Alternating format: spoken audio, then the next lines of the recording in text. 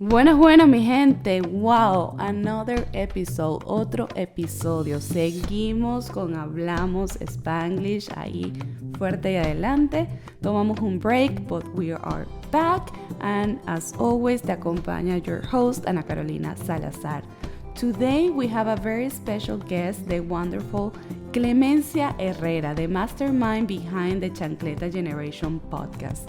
And let me tell you how we met. Clemencia posted online asking if anyone would be in Orlando for the USACC National Conference and if they like to grab a cafecito.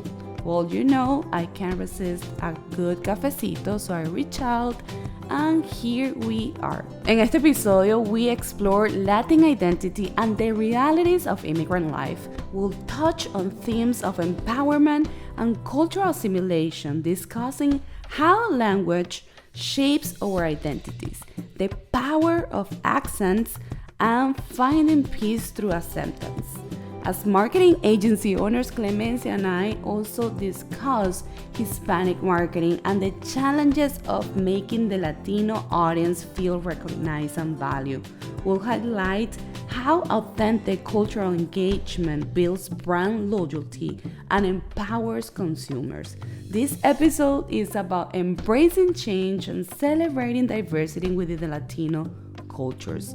It's about moving away from victimhood and sharing stories of resilience and opportunity. Are you ready for this journey? Get ready to reflect, celebrate, and immerse yourself in the vibrant tapestry of Latinx identity. Vamos. Clemencia, tú y yo somos de la Chancleta Generation, así que... Total. Ay, no, qué cómico ese nombre, de verdad que...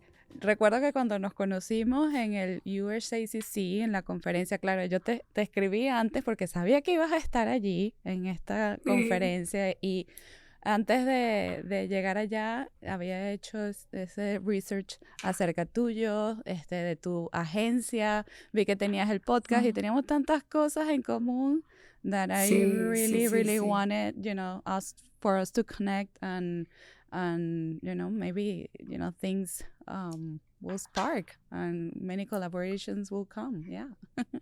Sí, esa es una de las cosas que estaba hablando con otra persona que conocí en el USACC, que también es dueño de una agencia de publicidad, y decíamos, if we're not here to help each other, like, I don't even know what we're doing. Exacto. It's not like we're competition, we're not like against each other. This is like we're all trying to do the same thing and trying to bring more inclusion to communications, and and the only way to do it is to do it together. Yes, and we need more voices, and I think that's that's the key of everything, collaboration. And also when I speak about what we do, it's not only for the big corporations. Buenas mi gente, bienvenidos a un nuevo episodio. Welcome to a new episode of Hablamos Spanglish.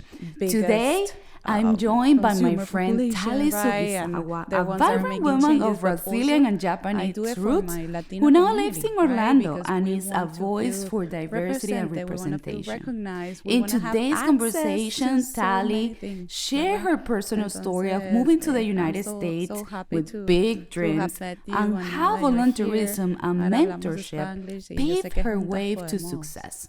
In addition, we will discuss how our struggles as minorities Thank you for having me. This is fun. I love doing this stuff. The importance of visibility in representation, and why our accents are superpowers instead of barriers. Join us on this heartfelt episode about growth, passion, and the transformative power of the arts. Okay, well, I think the reason why I started Moira was is about to begin.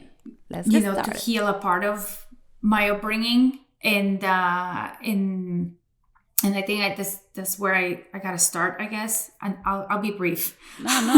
I work in marketing. I can be brief. Is it marketing English or marketing in Spanish? we can still be brief in Spanish. Yeah, so funny. So yeah, I came to the US when I was 12 in the early 90s. To viejita. Pero anyway, I came to Florida. I went to Florida. I'm not in Florida anymore. And where are you originally from?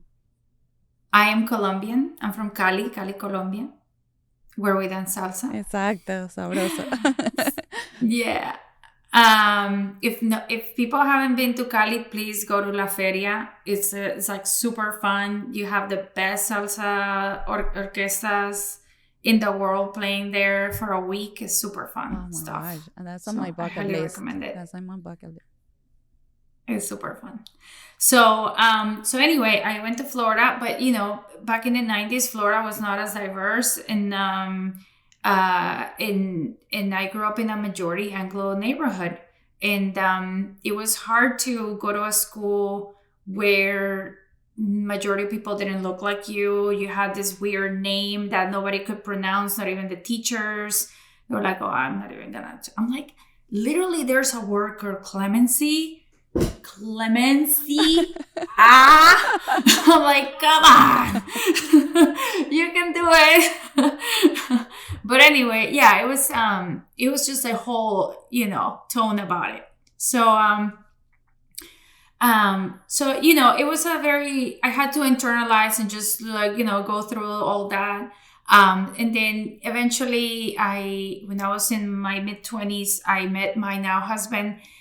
He lived in Europe, and so I moved to Europe for 8 years, and I experienced sort of the same thing when I lived in Europe. It was like I was an American instead of like being a Latina. I was the American because I have an American accent when I speak English, but it was kind of like I was not American enough in the US. I was not Latina enough when I went to Colombia to see my family. I was not American enough in Europe or Latina or it was like, who am I? Right? Like, where am I from? And so like that just kept going around in my mind and all of that. And I moved back to the US, and I was doing a lot of freelancing, and I remember working in a production house, and I was doing video production, and somebody brought a script to me, and they said, "Hey, Clem, can you translate this to Spanish?" And I was like, translated, okay, but like, where is this gonna be airing? Like, what is this lang? Like, what do you we start asking so many doing? questions, like, who is my audience? Who is gonna be listening to this? Like, yeah. Yeah. Do you have any research on like the Latino community in that area? And they were looking at me with like, ¿qué? ¿Cómo? What? That kind of thing. So then later, and obviously after like some therapy to like deal with all the, trauma about discrimination and systemic oppression and all of that stuff that I lived through, this kind of like all like came in my mind and said, you know what? I need to start working somehow in this. So I was already just freelancing. I incorporated myself because I was working with already some Latino clients.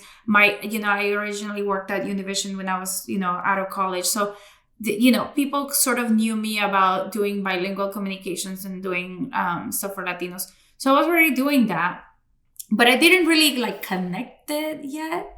And then like a couple of years later, I was like, you know what? Like, I don't need, in order for me to serve my purpose, I don't need to like go out and volunteer somewhere. I can actually like mesh, my skills to the, to what I want, which is, I don't want anyone else to feel the way I felt when I walked into that school. I don't want any other Latinos to feel like they're less than or whatever because they're different, because they have an accent, because they color their skin, because they have curly hair. It took me so long to accept my curly hair.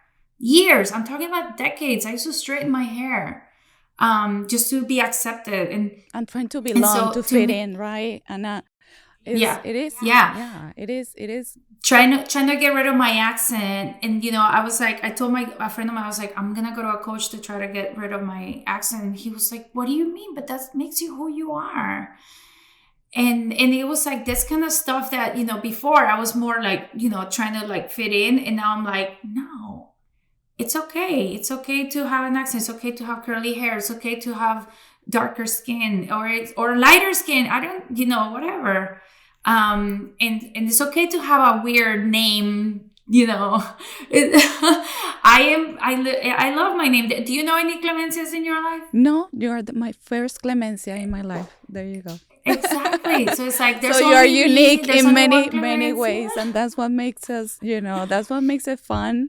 Because can you imagine if we were all, the same, and we would think the same, and so I'm listening to you, and it's kind of like, oh my gosh, it's because part of our story is so similar. Like we both started with our careers at Univision. We both went to Europe, came back, opened our business, started, like all this thing is so funny, Clemencia. Oh, you went to Europe too? Yeah. I don't know. I went to Barcelona to do my master's degree. And that's awesome. And then, I did my master's degree in Madrid. Oh my God, that's so funny. I know. So when I listening to you, I'm like, oh my gosh, I'm listening to my story too. But it's, I think it's because, I don't know if this happened to you, but when I was, I came here when my mom passed away, and Orlando was where my dad lived. He already had a life, and my sister and I just came to Orlando, but I never kind of accepted Orlando as like home, because I went through so many things, so many changes, the language, the culture, family, everything. So when I decided to go to Europe, to Barcelona, it was because I couldn't go back home to Venezuela because of the political situation and, all the stuff that were happening. So I was like, I want to go to a place where I feel like, similar to Caracas, to San Antonio, where I grew up. So I decided to go. Was it? Yeah, it was similar. Of course, I speak Catalan, but it was the closest experience that I lived. But it made me also like I felt home. I felt a little bit home, but sí. Así que tenemos muchas cosas en común, Clemencia. Sí, definitivamente. I mean, the experience for me in Madrid was a little different because I was like, I don't know how old you were when you came here, but I was like, la gringa. So like, for example, we had this like big discussions about like saying like Microsoft. I was like, it's Microsoft. And they're like, it's Microsoft. And I'm like, oh, sí. El Wi-Fi. I'm pretty sure that Bill Gates named his company Microsoft, not Micro. And bueno, sí. And el Wi-Fi, el rewind, there's so many things, and they would just make fun of that. And I'm like, oh. But again, why? Who cares? Who cares if your friend or your colleague pronounce something different, like potato, and it's like, but I feel like that makes everything so much more fun and interesting. Even in Spain, you said you speak Catalan. There's also people from Santander that speak another dialect. There's people from Asturias. They don't speak a dialect, but they do speak in a different way. The plural in Spanish is with a e. Les vaques. So like they speak like that in Spanish, and I think it's so much fun having, I have a friend who's an Asturiana, and just like she makes the conversations just so much more rich and fun because she pronounces things in a different way than I do. So to me, I'm like super passionate about that, about accepting ourselves, accepting each other, and it just makes it so much more interesting, and people bring so many different points of view and so many different pronunciations, and you can even make an ad about that, and you can make an ad about all the different ways that people pronounce things because it's just so much fun and different. So it's so instead of like that being a hindrance or a weakness, it's a strength. It's a strength that all humans have. we're all coming from different things and different situations, and we bring so much to the table, and I feel like everybody deserves to be heard because of that. It just makes it so much better. And you mentioned something that it made me think about something. It's a project that we're working right now regarding mental health within the Hispanic community. And, it's completely different, right? When we are talking to somebody here, the general market and a Latino, Hispanic, even if like it varies from being first generation to second generation. But I think when you migrate to a new country, that's a shock, right, for you in your life, right? So it's adapting to a new country, to leaving behind your family, home, everything you knew, right, and coming here and starting from zero, and also learning about how to do a life here, how to create a life here, how to make friends, how to adapt it to this new culture. So I went through all of that, right? Because I came here when I was 15. So that's even, and I think that sometimes we don't realize that that can be a trauma in our life. So, and then you find yourself with systemic oppression and assimilation, in which you have to become somebody else, and and like I think it's beginning to change, and obviously like that's something that I'm constantly working on. I'm trying to change that paradigm in which like we don't have to become anyone else. Obviously, we speak the language, and there's some cultural things that you can now do that are a little different, but that's also just like rather than replacing things, you're adding things to it, right? And so that is the one thing that I'm always like really interested on is like, what are we doing internally as Latinos, like with that fusion of like being an American and being a Latino, and like what that becomes inside of us and then within the communities is not something other. It's like an added. It's a fusion, like integration. Yes, it is like that. Yes. And we can do that. I mean, like I can go to a rock concert today, and then I can go dance salsa tomorrow. Sí, por supuesto. You know, you can go and see Kelly Clarkson one day, and then we go dance salsa. Yes, that's I love my 90s hip hop too, and I also love Ricardo Montaner. You know what I mean? Like we can do that. We can. It's not like one thing or the other. We don't have to choose. We can do it all. And we can have it all too. So that's like that is one thing that obviously like it took many years of personal work and like to understand that, and like just also like talking to people, talking to other Latinos, hearing their experience. That's so important too. Getting out of the victim or scarcity mentality that we have been forced into, which are symptoms of systemic oppression, right? And it's cultural. And trying to see like. Exactly. And that is also like, especially, when you're an immigrant, like that's how they make you feel, right? Like, oh, taking your jobs or whatever. Like if we would have had a choice, we would have probably stayed because this is really hard. This is very hard to do. But, you mentioned political instability, I'm Colombian. I know all about that stuff too.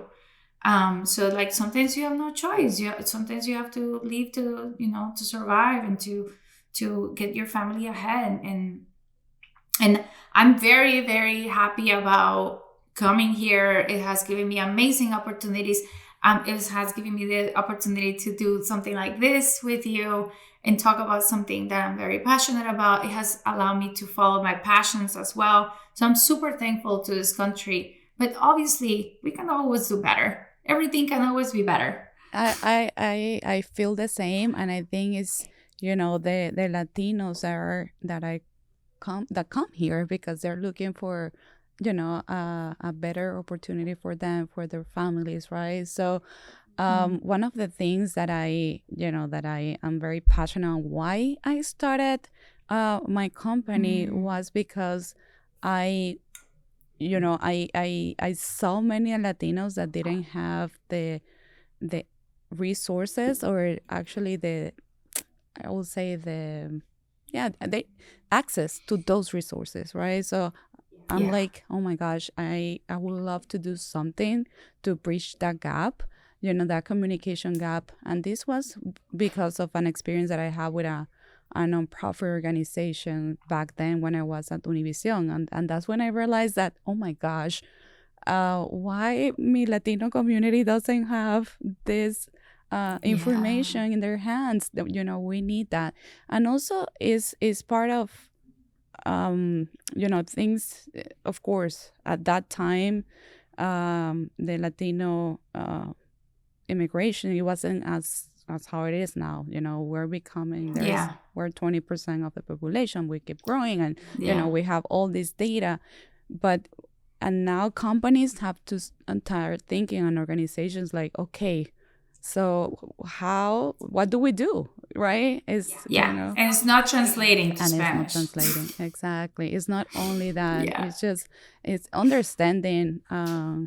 of where we come from, or how do we feel right now, how are you gonna connect on a meaningful way with us. And that's part, Yeah.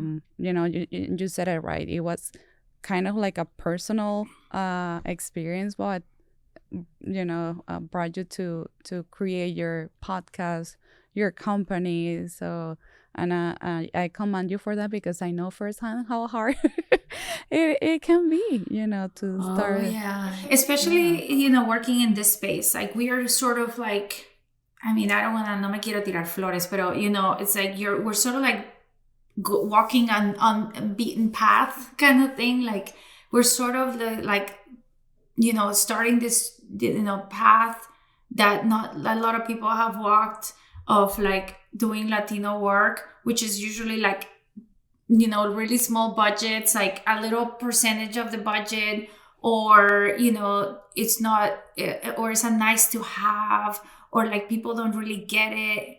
And so, there's not enough Latinos in marketing or communications teams to say, hey, this is actually really important. We're talking about 20% of the population here. In like the Latinos in the US, the GDP that we produce is the fifth largest in the world, just in the US. And it's like, we are coming into so much purchasing power, economic freedom, financial mobility, and like, if you're not waking up to this, you're gonna miss out. El tren se te va a ir. Sí, es así, es así. Y no sé si fue para ti, but for me, it was kind of discovering, what made my company different from other companies, and also, of course, that personal experience that I had as well, but to realize that, hey, I can do something for my community with regards to that. Did you experience something similar? How did everything started with you? Well, I have a lot of experience working in politics. I kind of fell into that through a friend of mine, and I realized then, because we had to look at a lot of data, and I was, we were producing ads, and we were looking at interviews and things like that. I realized, like, the disparity that was existing, and also the big issues that were at hand. And I realized that, at some point, through a client of ours, we did this whole campaign in which we did ads for the first Native American woman that got elected to Congress. And I said, this is the only thing that I can do, right? I can't sell for gum or cars or whatever. That's not really, and I've done agency work, when I was younger, and we had banks as clients. We had, beverages and, the whole 9 year, like, big hotel chains and things like that as clients. And, it was work. And it was cool to do, we're doing some really cool work. But like when that happened, when that woman was elected, I said, this is the only thing that I can do. Like, it just filled me with so much pride. Obviously, I can't take full credit for it. I was just like a little part of it, but that, just taking part in that is so amazing. It's just creating some change, breaking some barriers, helping people, advance, like communities that have been oppressed for so long, advance. That's the only thing that I can do moving forward. And Clemencia, your podcast, I've been listening to it, and you have had some, great guests there and inspiring stories, and and I love it because I remember when we sat at the conference and started talking, and we both were like, oh my gosh, we need to be a guest on each of our podcasts, right?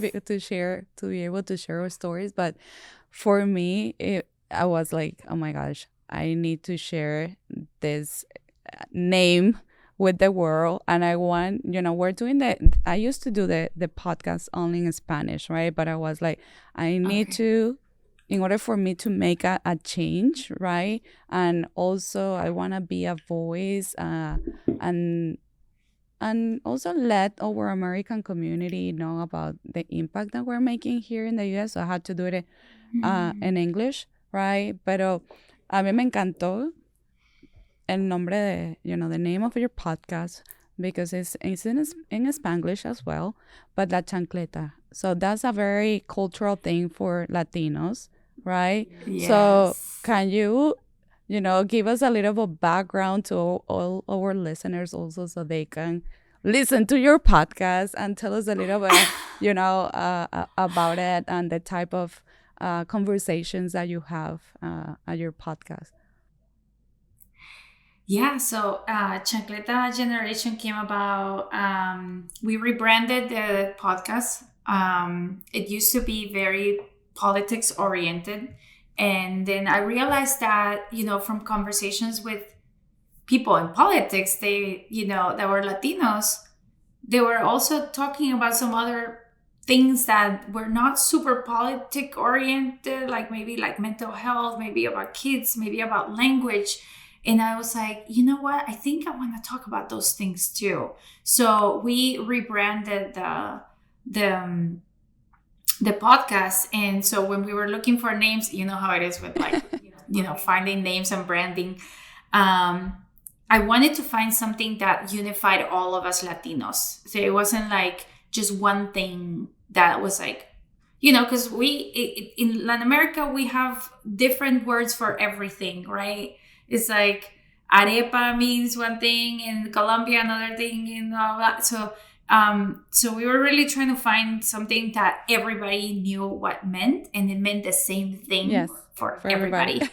And so chancleta, everybody knows what that is. And also it's like everybody's always talking about like, like chancleta voladora. And I don't want to talk about like obviously the bad connotation. Yeah. Right. It's more about like, because everybody sort of remembers the chancleta con cariño, kind of like, sí, like, recuerdo. Cuando me perseguían con la chancleta. But it's like, you kind of laugh about it now. So I wanted to also say like, how much healing we're doing about, the cultural past that we're carrying. So it's sort of like, it's a little bit of both, like we are from this generation, but we're also healing so many cultural things about it. And those are the things that I want to talk about in the podcast now. So we've talked about, the identity, language, also women's stuff, like negotiating your salary or finding a network. We just did that one with Migdalia Figueroa. She's also in Orlando. She's awesome. Yeah, awesome lady. She's amazing. She's going to Puerto Rico now. Oh, to work there? Yeah, so she's gonna be Oh, moving and taking care of Telemundo Puerto Rico. So I'm super oh, happy that's for her. awesome. We're gonna miss That's her very though. awesome. Yeah. Oh, yeah, she's an awesome lady. And she gave some really good advice about building a network, which is so essential to women, especially Latinas, or, it's one of the biggest issues that Latinos have in general, because sometimes their first generation is that, you don't have a network. You don't have this like generations long networks that Anglo Americans may have in a community that, helps them up. And so that you have to do extra work. You have to do a lot of work to build that network. So she had some really good advice for that. So we even just recorded an episode about tips for parents to teach their kids Spanish, because like that's like a big thing with identity. You talk to some Latinos that are maybe first or second generation or even third generation. They're like, well, my parents didn't teach me Spanish because they have different reasons. But some people are kind of like sad about that. And or there's sometimes like shame about this, about not speaking Spanish, about not being Latino enough, which, you know what? I don't think so. But if you want your kids to learn Spanish because that's important to you, here's how to do it. I love it. I love it. And And I mean, some parents are even like, oh, it's too hard, it's too much work, I'm too busy, blah blah. So so we had this episode about how to make it a little easier for parents to do it if you want to do it. I love that because I know like there are so many different topics to talk about, like, about the pain points that we have by being Yeah. an immigrant, and to understand, and how to cope with things, right? And, our daily life. Because I know, for example, and through the stories that I have learned, is like so many, for talking about what you just mentioned about parents, teaching Spanish to their kids. They're like, oh my gosh, I just come from work. I have had just a busy day. I Mm-hmm. just want to, be able to just talk to my kid, Talk to my kid. and not teach, but there are many ways that you can do it on a creative way that won't take your energy. But I Yeah. know like it is hard. So but how do you cope with those things, like, oh yeah, I learned Spanish, oh I didn't learn Spanish, or I don't feel American enough or Latino enough. So for me, Mm. I think, when I used to go to Venezuela, it was like, oh, llegó la prima gringa, right?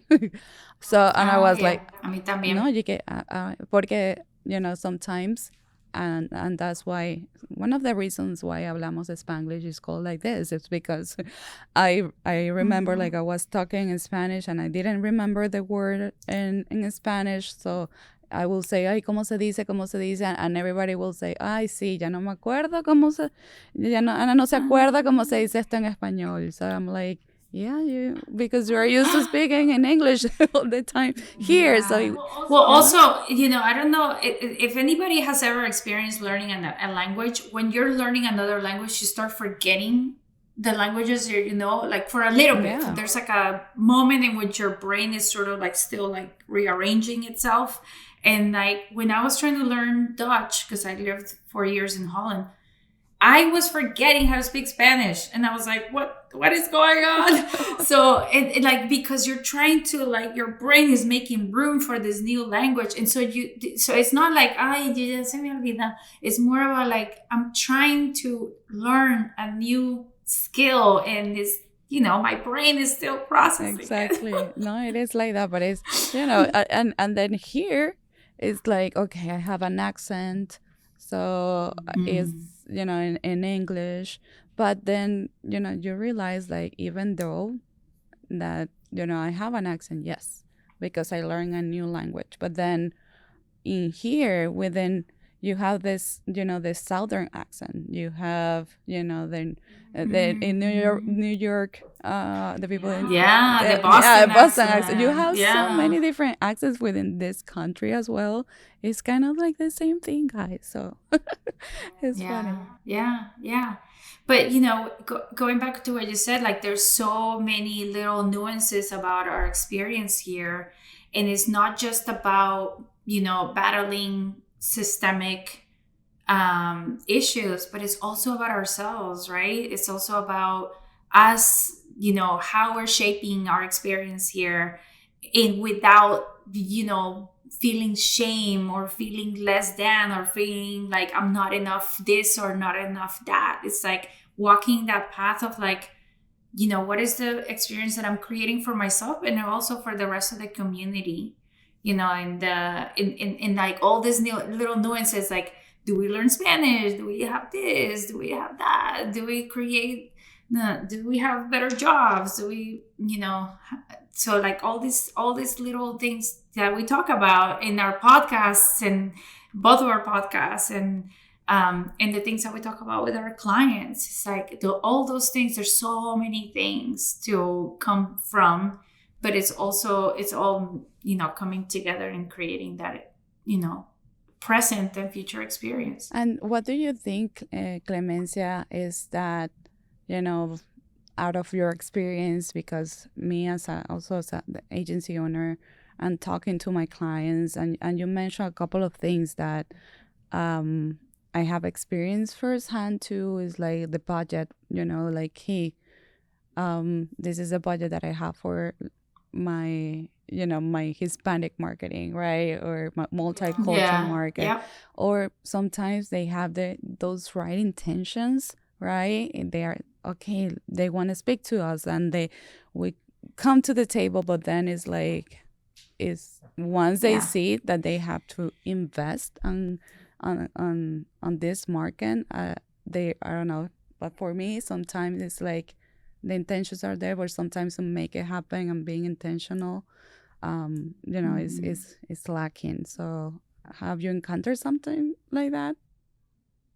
Oh yeah, especially because so the industries that we work in are more like industries that do community outreach. Like I said, we don't do any consumer, so it's like health or finance or advocacy or nonprofit, and sometimes the reason why sometimes it costs more is because there's no infrastructure, right? So it's like you have your infrastructure for your Anglo-American audiences or even your African-American audiences. You already have it built. And if you don't have the infrastructure built for the Latino audiences, then we got to start from zero. We got to start from, the research and the strategy and the messaging and auditing the communications and all that. And then we can start a campaign. And they're like, oh, wow, that's a lot of work. It's like, it's more money because, it takes effort to do research on your, on the specific topic that you want to talk about or things like that. So it is challenging, that it's also challenging to talk about that, when you're doing a bilingual campaign, it costs more because you're doing it in two languages. Yeah. Also, because that's really important what you mentioned, because just because you're gonna do a Hispanic marketing campaign doesn't mean that it's gonna be in Spanish only, right? So it's also, you have Latinos that are second generation that prefer to English, right? Because that they were born here. The only thing is that they have different experiences, right, and a cultural level. So, although interestingly, I had a coffee with someone that does research. He's a partner in a research company, and he was saying that there was a nationwide poll done by Univision actually paid for it, and they said that even second generation Latinos that speak Spanish, right, that they sometimes prefer certain brands or organizations to speak to them in Spanish because they want to know how much they know about them and about their culture. Because it's like, oh, okay, anybody can do the English language ad, that is targeting everybody. But what about the one that is targeting me? I want to know how much research, like if you've done your homework. And that was such an interesting piece of knowledge there, because it really says that even, if people are consuming content in English, they want them to speak to them. It's very personalized when you do a campaign in Spanish as well.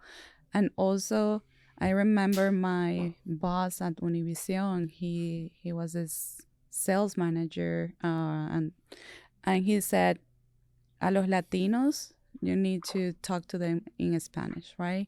Because that's what moves their heart. And marketing is moving emotions, right?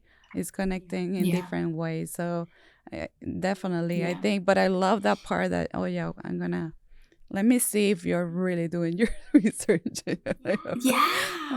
And that's great, because that also shows that we are coming from a place of empowerment, right? That is not like, okay, I'll do whatever you say. It's more like, what do you got for me? Yes. Huh? What's in it for me? What are you doing for me? That's a place of empowerment, right? And that's great, because that really shows that we're growing as a community. And we make decisions that way. And we make decisions that way, and we stay with a brand if we see that they're seeing us and taking care of us. So definitely. Yeah. Gracias, Clemencia. No, I appreciate you for being here today. I know I think I cut you off with one thing that you were gonna say, so I don't wanna miss it. Oh, no, I was just gonna say, going back to what we said about like it's more money to do something in both languages, because you know what, you're writing two different things, so it is going to be more money. And also we have an added skill. There's an added skill of an additional language. Sí, es así. We can't take it for granted. It's and that's something that I see with a lot of other like agencies, like Latino agencies. They try to make things like less expensive because obviously there's like scarcity mentality. It's like, no, we're actually offering something that is very highly skilled. Sí, para aquellos latinos que sean agency owners, por favor, don't do it. Don't do it. And I think that's I know I did it, and it's part of that mentality, and I have to get my business coach. I had to get an external team to help me with the mindset. And it's when you realize the value and the worth of the services that you provide, and also the value of your team and your community. Because at the end of the day, if you're doing Hispanic marketing, then you're understanding what the value that your community has here in the U.S. Yeah, exactly. It's hopefully soon it's no longer a nice to have, it's a must have, right? Así es. Pero gracias, Clemencia. Thank you for making. Gracias a ti. This was so much fun. I know, and fun. I love. I could talk about this for hours. So let's talk more. Sí, behind the scenes, off the podcast. Continuamos la conversación, pero muy contenta de haberte tenido hoy acá, and you shared so much. Important things about, the Hispanic marketing here in the U.S. Also love your podcast and all the content that you're sharing. And of course, your story, is really, I feel like somos iguales, o sea, me encanta. Somos muy parecidas. Somos muy parecidas, pero sí. Gracias. Y bueno, nos vemos behind the scenes. Muchas gracias. And if I could just plug my podcast one more time, it's called Chancleta Generation. And we just started a new season. It's coming out in the beginning of March. And we have TikTok, Chancleta Generation. We have Instagram, Chancleta Generation. And that's it. Buenísimo. That's the plug. Ya saben, por favor, vayan a escuchar el podcast. Please go and listen to the podcast and support Clemencia and also all of her guests that are amazing. And it's a very important topic that you guys touch. Les make con mucho amor. Es lo más importante. Gracias, Clemencia. Sí. Muchísimas gracias, mi gente. Thank you so much for joining us on this incredible journey of Hablamos Spanglish. It is a pleasure for me to explore the diverse stories and experiences within our vibrant Hispanic community. I hope that you have found inspiration, connection, and a deeper appreciation for our culture and heritage. Remember, our stories are what unite us and what make us stronger. Stay tuned for more captivating episodes in the future, and don't forget to follow us on social media and share your thoughts with us. Hasta pronto.